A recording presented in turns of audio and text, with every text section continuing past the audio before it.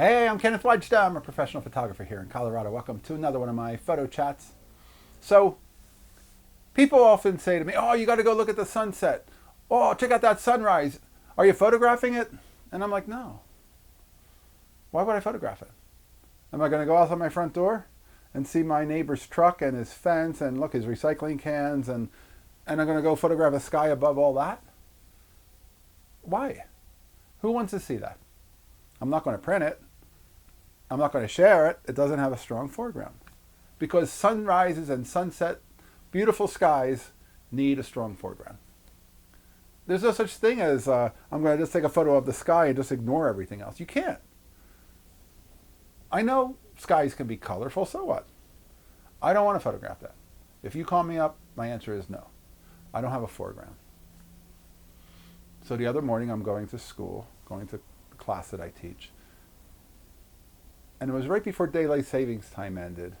And I get out the door and there's an incredible sky. And I look at the fence and I look at the truck and I look at the recycling cans and I'm like, I'm not photographing it.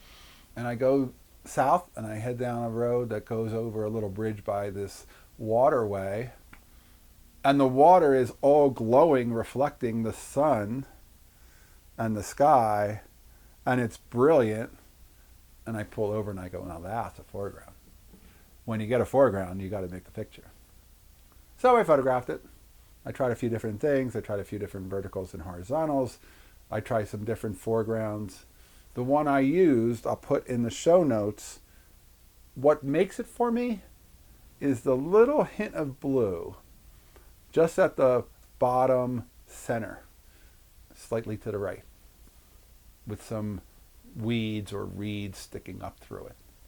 Because that's the foreground that is so close to you that gives it the most depth. And there are other frames without that. That's the frame that works because that frame has that foreground.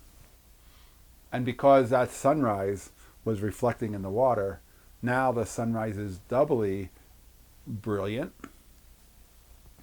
And I found a foreground.